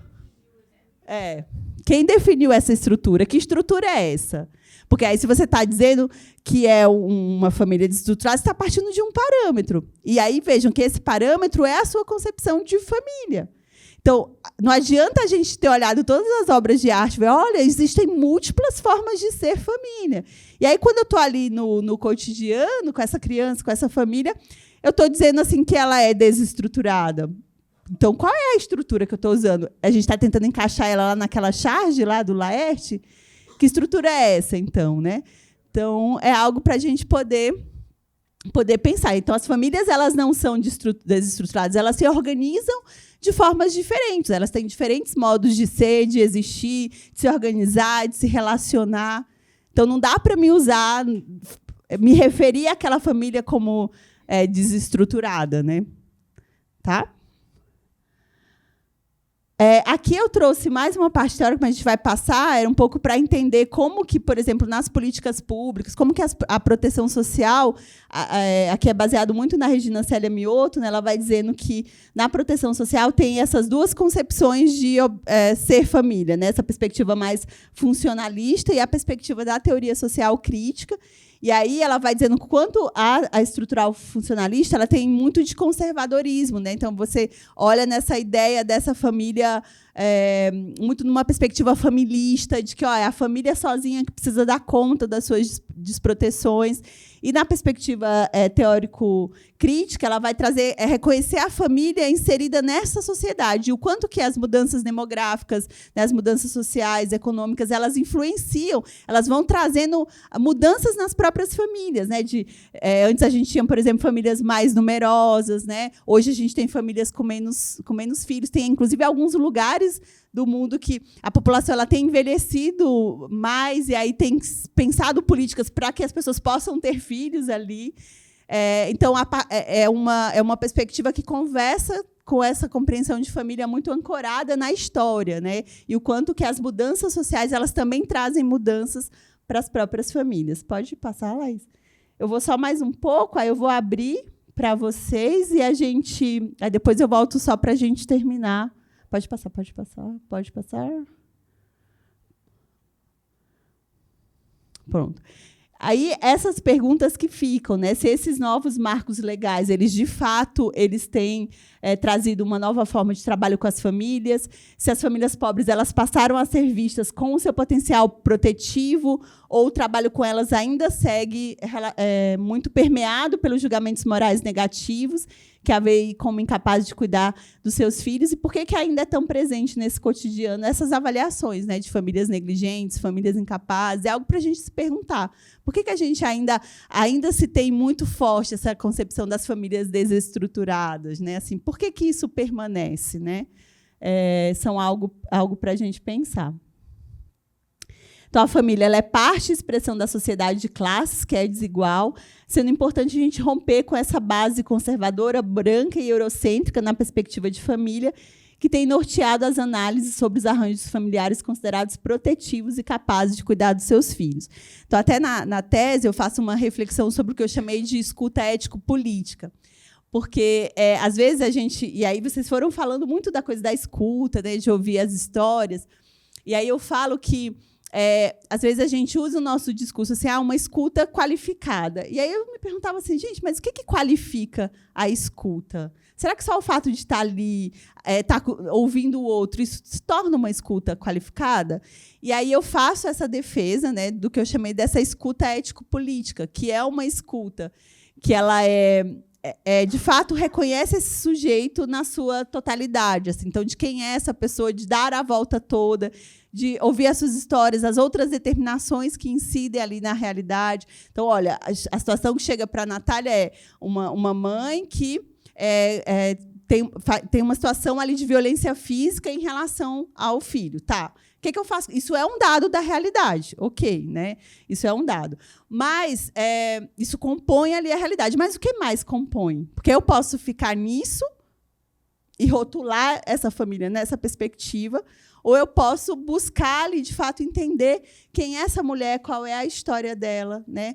Que violências também ali atravessam a vida dela. Acho que só tem uma imagem, Laís. Pode passar?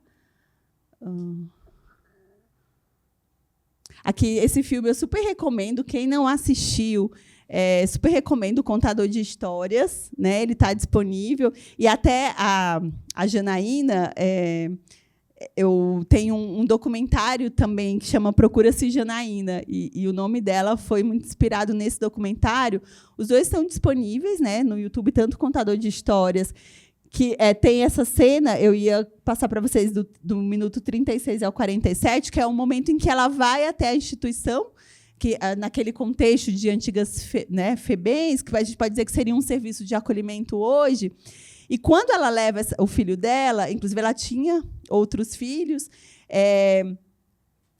ele é o escolhido, ele é aquele escolhido para que ele tenha uma história, para que ele possa ser o doutor, né?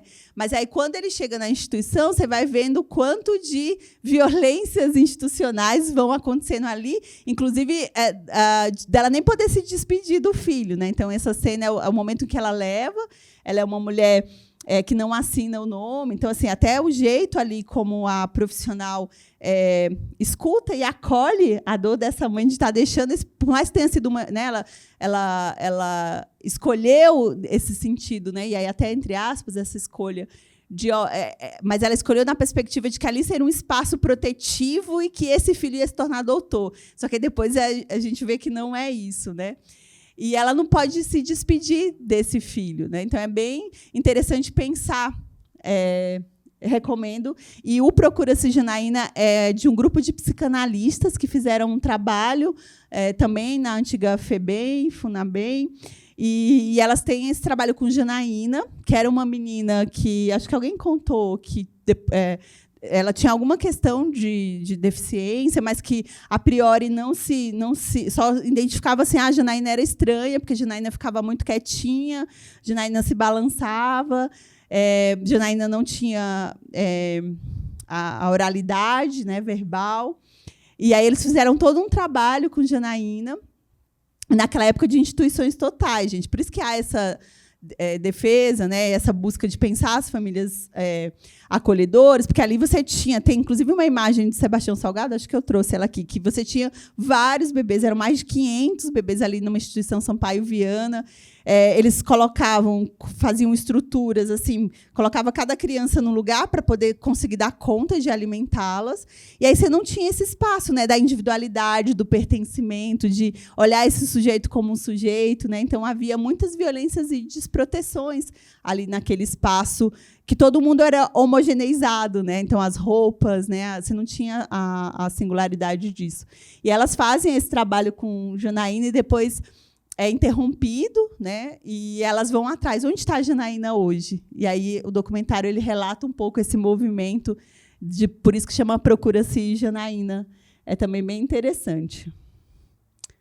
Aqui até a imagem do Sampaio Viana, né, que eu trouxe para vocês. Acho que a gente pode abrir um pouquinho, né, considerando que são 12:30, abrir um pouco para questões. Aí eu volto para a gente fechar. Tem uma historinha ainda que eu vou contar para vocês.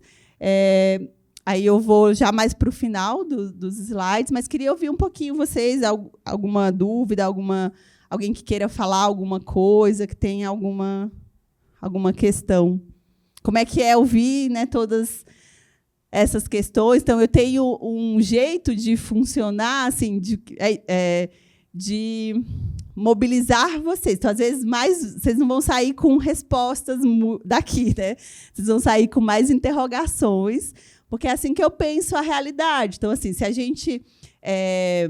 às vezes a gente busca a resposta, mas quando a gente busca, às vezes a gente se acomoda, né? E aí acho que está tudo ali certo. Quando a gente sai com muitas interrogações, vocês vão sair aí se perguntando, né? Interpelando a realidade e questionando ali. Então, às vezes, vocês vão sair com mais interrogações do que respostas. A gente vai provocar coisas que não vão ser fechadas, mas muito é nessa intenção, né? De vocês poderem ir esse chamado da responsabilidade, né, que vocês têm, da importância da gente refletir sobre esse nosso fazer, sobre as concepções que atravessam esses nossos fazeres, porque isso vai construindo, né? A gente tem um lugar, inclusive para quem é profissional, um lugar legitimado nessa sociedade. Vocês são expertises, né? Então, aquilo que vocês constroem, escrevem, isso é muito forte, né?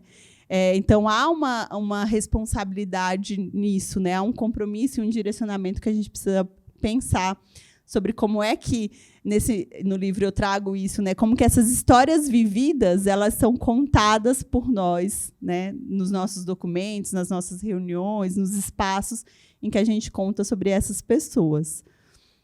Mas como é que está sendo ouvido tudo isso? Alguma questão, alguma inquietação? Alguém?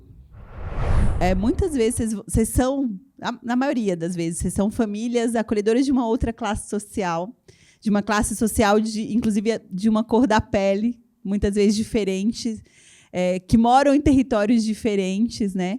Então, e de como fazer ser esse lugar, como vocês estavam falando, ser esse lugar seguro enquanto as coisas lá se arranjam, para eles poderem voltar, né? E esse cuidado e esse respeito de quem é essa família de origem, que é o lugar, possivelmente, da criança. Então, quando a criança ela é afastada da sua família de origem, a aposta primeira, gente, sempre vai ser a sua família de origem. Então, por algum motivo, ela precisou sair, e aí ou foi para um serviço de acolhimento, ou um serviço em família acolhedora.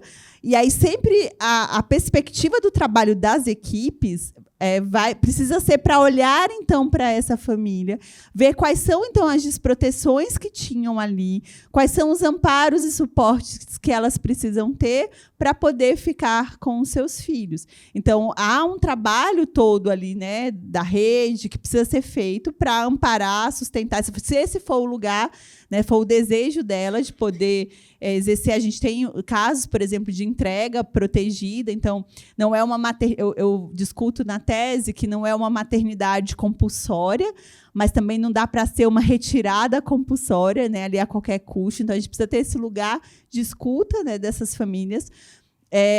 E precisa ter muito esse cuidado, né, desse respeito a essa história, a essa família, de se enxergar como quem sou eu nesse momento dessa transição, né? Porque aí é uma transição. Ela estava lá e ela vai para um outro lugar, ela não vai ficar ali.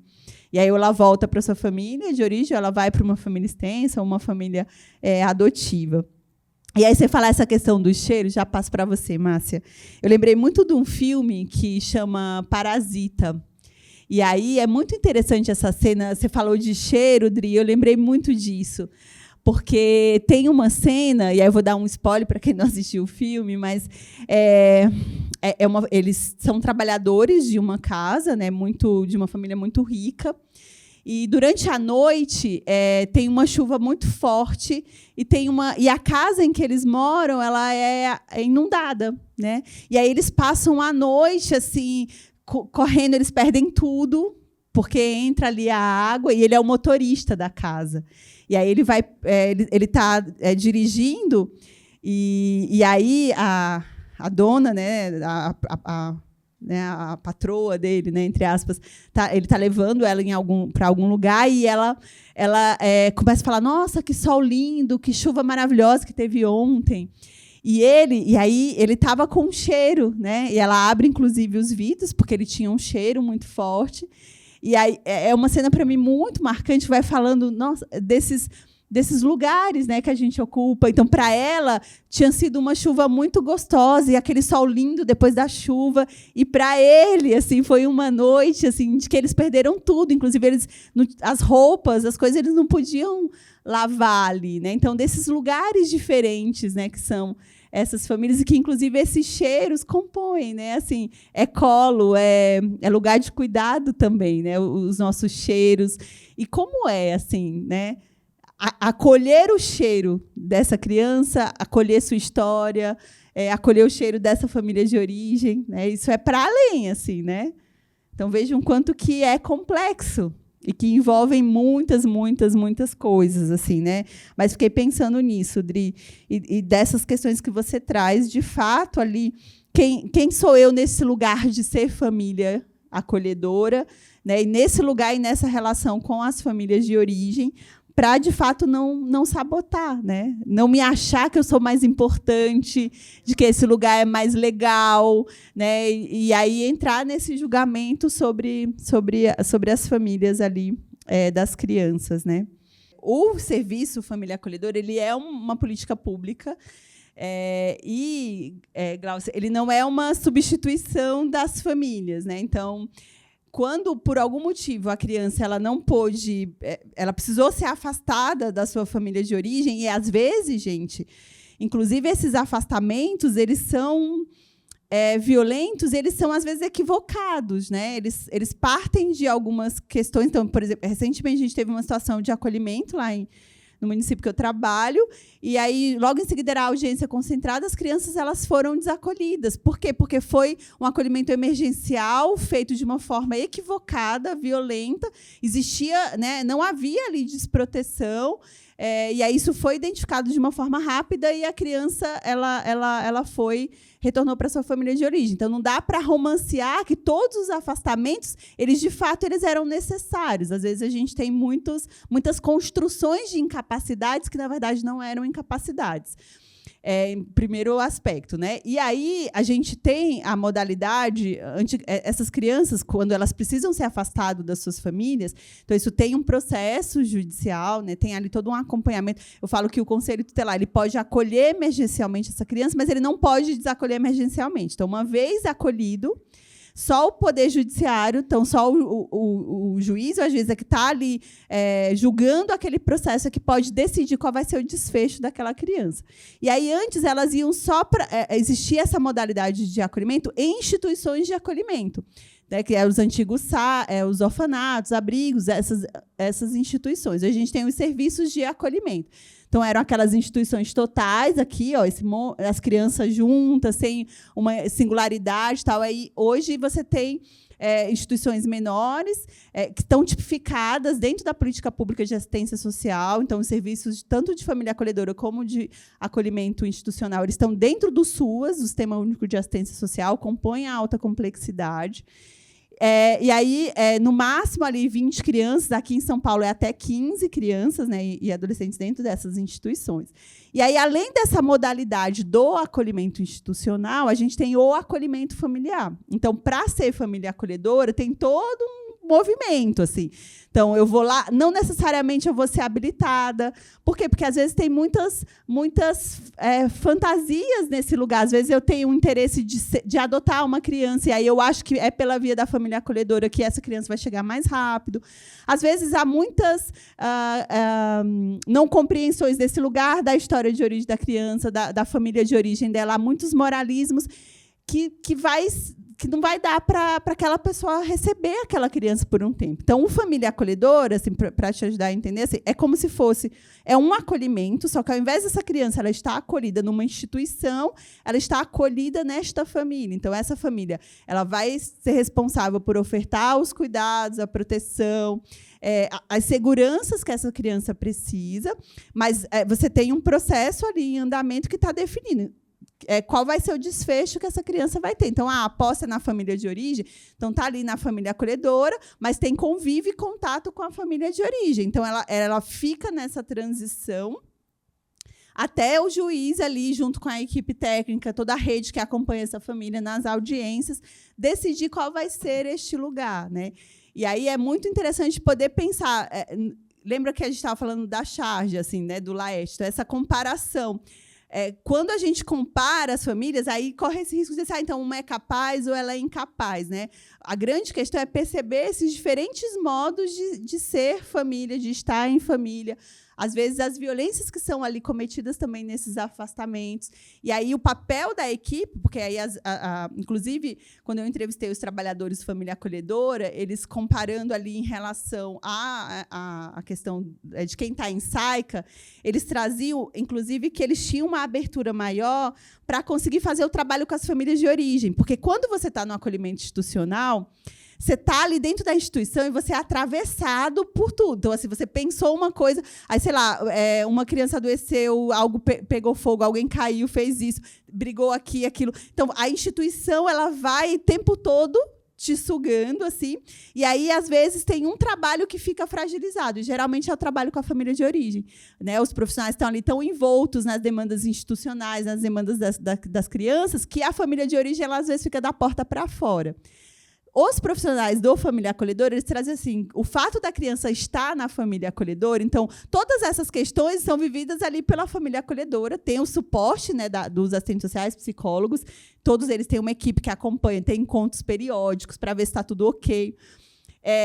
E aí, eles falavam assim, e aí a gente consegue fazer um trabalho melhor com as famílias de origem. Então, eles conseguiam ir atrás, atrás em redes sociais, localizar os parentes, localizar todo mundo. Então, era um trabalho com a família de origem muito mais potencializado, porque essas demandas do miúdo do cotidiano estão sendo abarcadas pela família de origem, né? E aí, você vai fazer todo esse trabalho com a família, para dentro da possibilidade, assim, ela retornar. E não é uma ideia, gente, romanceada de família de origem a qualquer custo. É porque a gente tem tantas violências, tantos atravessamentos com as famílias de origem que a gente precisa problematizar isso. Uma vez, uma colega compartilhando a história de uma criança que ela atendeu, e ela disse que a criança contava a história dela a partir das muitas marcas que ela tinha no corpo. Então, ela olhava, ela chegou e falou, olha, eu sou uma criança de muitas marcas. E aí ela contou essas histórias a partir dessas marcas delas. Então, às vezes, você vai ter famílias desprotetivas, famílias que, naquele momento, elas não conseguem, de fato, ofertar os cuidados que as crianças precisam.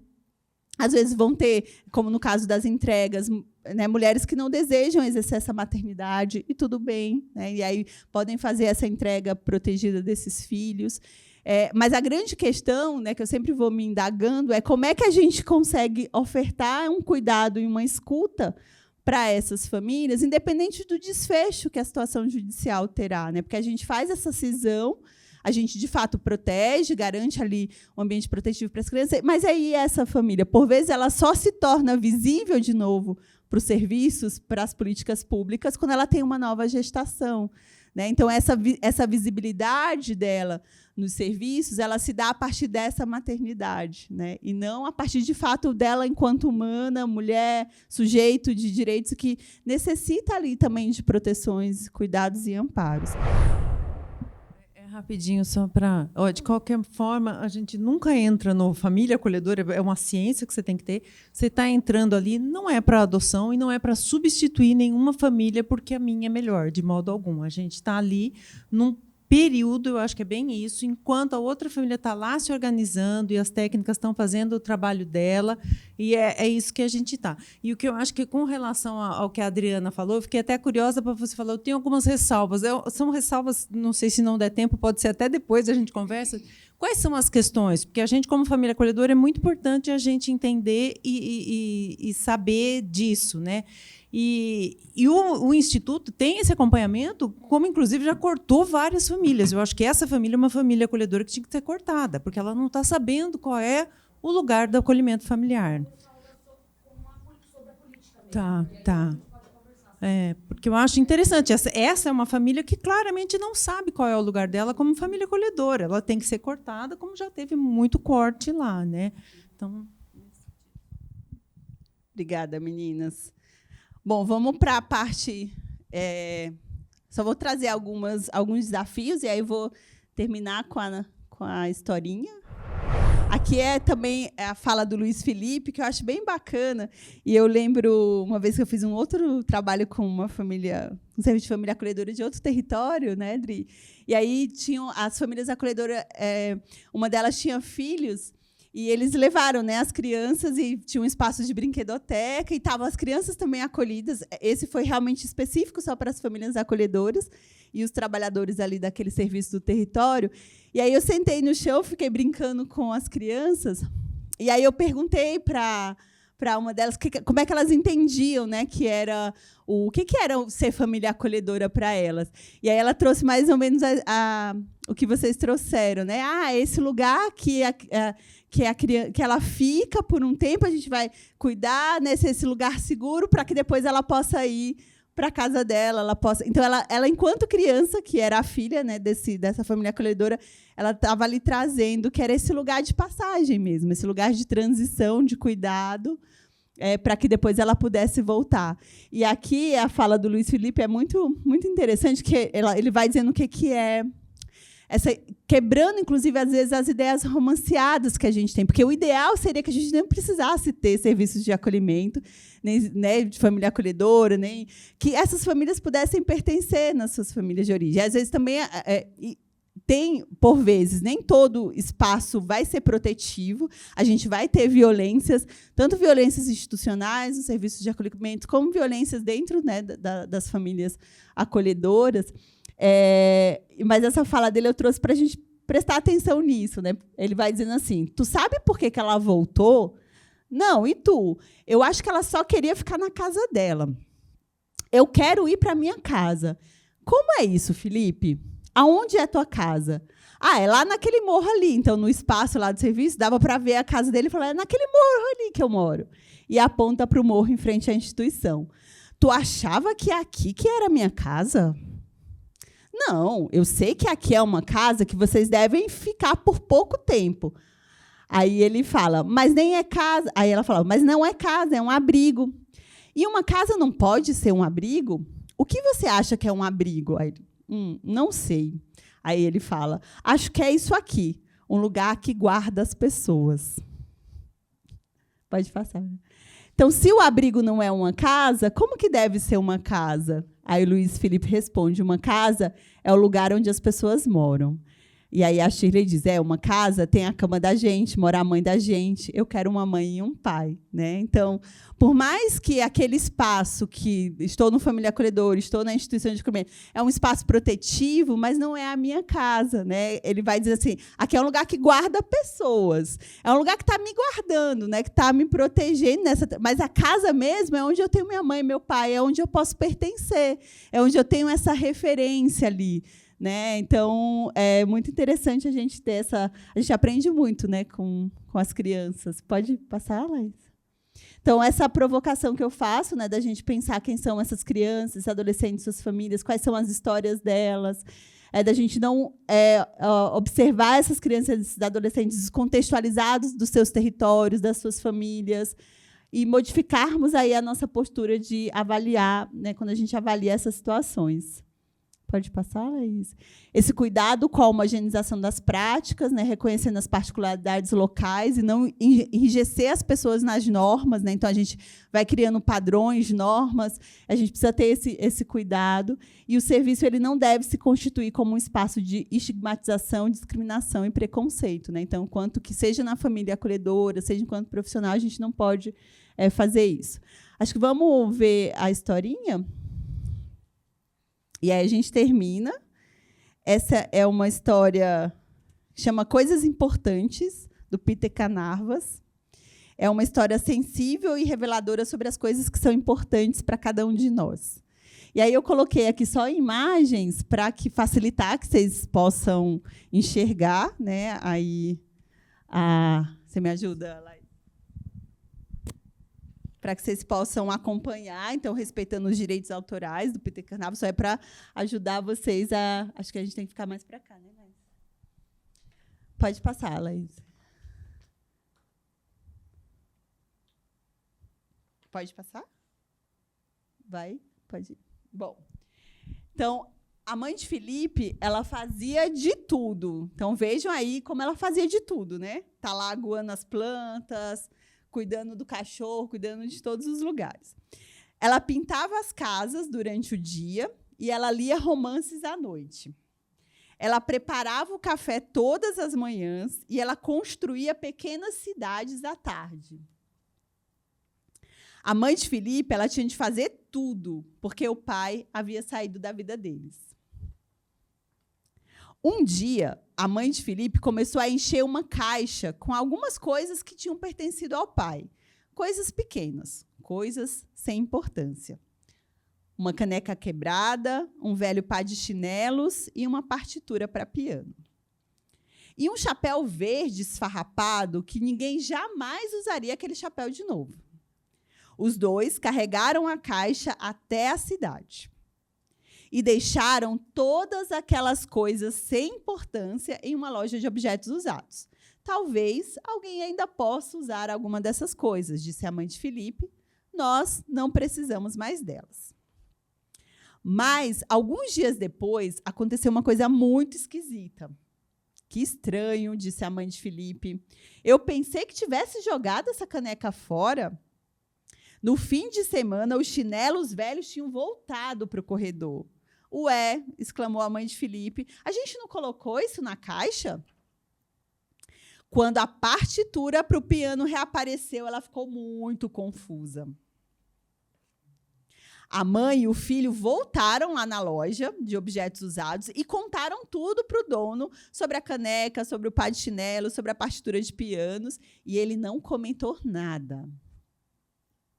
Naquela noite, a mãe de Felipe não conseguiu dormir.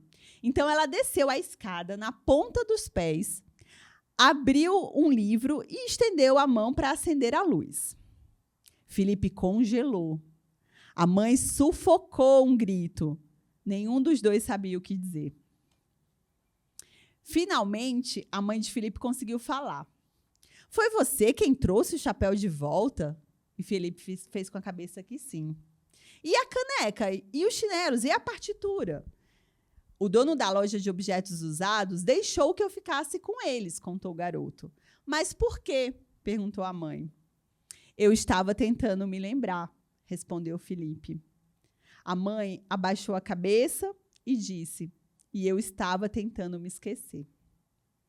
Na manhã seguinte, os dois foram à loja de objetos usados buscar o resto das coisas que tinham pertencido ao pai de Felipe e arrumaram a casa de modo que encontrassem um lugar para cada uma delas. Coisas pequenas, coisas importantes. Pode passar, Laísa.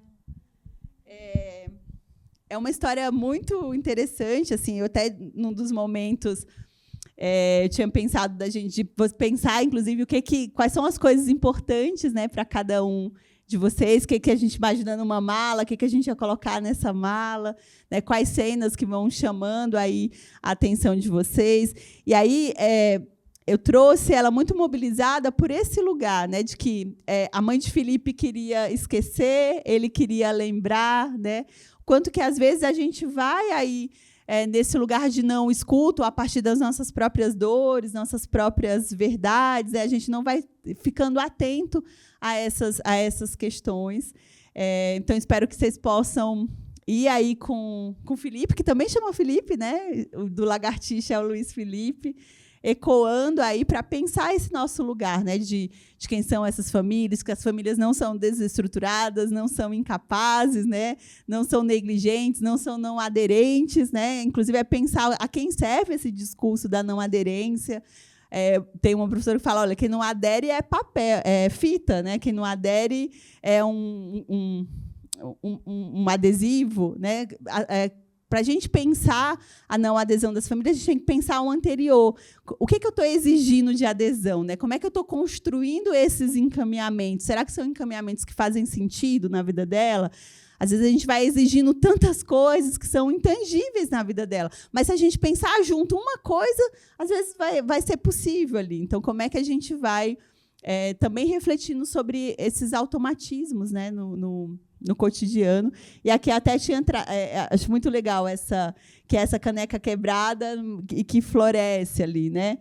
E tinha pensado uma forma de avaliação, mas que não vai dar tempo, né, da gente pensar. Mas aí, nesse finalzinho que a gente tem, um pouco, quem quiser falar... Laís, volta só no anterior, por favor. Acho que dá para umas 2 pessoas, talvez, quem quiser falar um pouco de como é que foi essa manhã, como é que eu estou saindo daqui, pode escolher uma palavra também. Aqui eu fiz essa brincadeira com a história, né? O que ficou aí incompleto, quebrado ou pouco útil, o que foi esse conforto para continuar caminhando aí, e o que foi muito bom ouvir, sentir ou experimentar, assim. Bom, gente, então eu agradeço, assim, espero ter conseguido trazer aí questões para vocês, provocações, aprendizagens, né, que isso possa fazer sentido aí quando vocês voltarem para o miúdo do cotidiano de vocês, né, seja acolhendo essas crianças, seja no trabalho, seja quanto estudantes que estão nesse processo aí de aprendizagem, né, de entender esse lugar de ser assistente social, né? Vocês 3 são estudantes de serviço social. Dizer que eu sempre saio muito também reflexiva, reverberada, assim, afetada, né, dos encontros, e sempre planejo muito mais coisa do que faço, mas isso é bacana porque a gente vai sentindo vocês, né, e como cada um vai construindo. Aí a gente volta, não sei se pode falar, já que mês que vem eu volto, né? Esse encontro ele foi específico, mais para as famílias acolhedoras, mas também é aberto, né? Então, era voltado mais para trabalhadoras desse serviço e de famílias que são acolhedoras, mas como a Laís trouxe no início, também tem esse encontro que é para a rede, né? Que aí é aberto, mas para trabalhadores de diferentes espaços, e que vai ser em outubro, no dia 16 de outubro, dia 15 de outubro, que é uma quarta-feira, lá no Instituto Polis, que aí a gente vai falar sobre o trabalho com as famílias, pensando ali essas estratégias, essas possibilidades desse trabalho ali com as famílias, né? E sobretudo com as famílias de origem das crianças que estão afastadas do seu convívio. Então, aí, daqui a pouco vai sair a divulgação, acho que ainda não saiu, né? E espero que quem estiver lá, estarei com vocês de novo em outubro. Obrigada, bom final de semana.